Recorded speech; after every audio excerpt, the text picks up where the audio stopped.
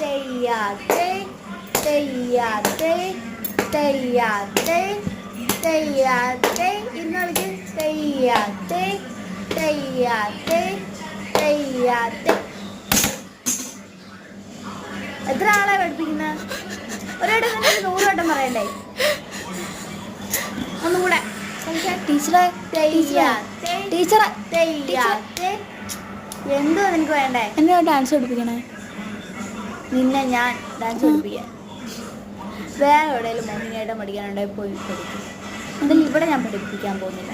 എനിക്ക് ഈ വെളുത്ത കളറില്ലാത്തവരെ ഞാൻ പഠിപ്പിക്കാൻ. ഞാൻ കറുത്തിട്ടാണോ?